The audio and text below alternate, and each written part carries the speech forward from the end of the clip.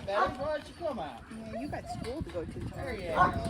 gotta go to school. Yeah, Mom's here. Yes, you do. You gotta go to school That's tomorrow. Mom. I know. I know. I have been doing this, breeding dogs and horses, for 47 plus years. I mean, for a very, very long time.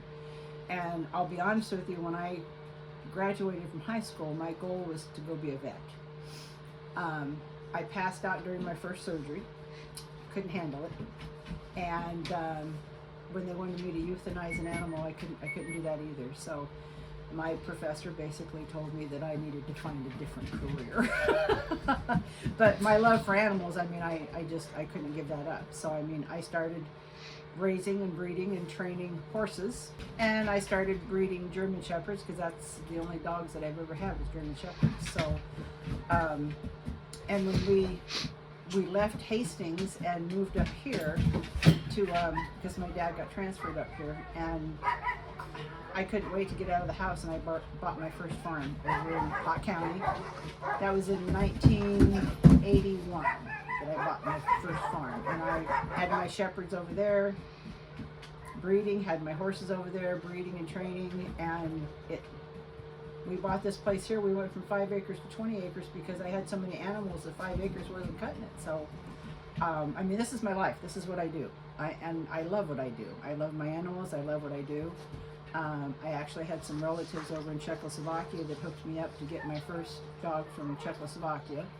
And I have, what do you want to call them, acquaintances that I know from Germany and stuff that got me my other dog. So I mean, I was pretty much well safe and secure with buying overseas to get the purest of the purebreds that you could possibly get when it comes to shepherds. So I mean, they're all perfectly healthy. The amount of people that I have sold dogs to that have sent me letters hoping that it would go to the board of supervisors on how much joy it's brought to their family. One of the last puppies that just left out of here is going to a 32-year-old man. He is going blind, and his mother is sending the dog off for training for CNI dog. I've got puppies that are New York, Georgia, Massachusetts, and Arkansas that are all in police service down there. I've got some in Iowa that are on search and rescue. A lot of them for PTSD, and a lot of them for support dogs. A couple of the people that have support dogs work in our own, well, I'm not quite sure which department they worked in, but they work here in Pottawattamie County. So I mean, and that's, you know, that's how they knew me, was by my license and stuff. I do have a state license from state of Iowa that says that I'm perfectly fine, and I have never been turned down when they come out. They do inspections every year on my kennels. AKC, I'm a member of AKC. All my dogs are AKC registered. They come out to do inspections. I have never not passed an inspection for either place. I'm a member of the Shetland Club. I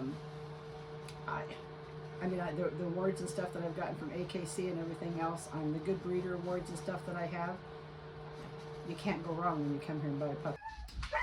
$90,000 to $100,000 a year. And I mean, we bought this place according to my income and my husband's income put together, and I mean, we're no different than any other family. I mean, it takes two incomes in order to make things work. And where I haven't been breeding as many horses as what I usually do, I mean, my dogs are my biggest income that I have. And you know, it's not about the money. I mean, yes, we need the money. I mean, it costs me an awful lot to do what I do with my dogs. But we bought this property to accommodate what I do with my dogs and my horses. So, I mean, do I make a profit of $100,000 a year? No, but it keeps things running, and we're a two-income family. So, what do? I mean, I'm you know, past 65 years old. Do I go to Walmart, become a Walmart greeter at minimum wage? I doubt that's going to work out good for me.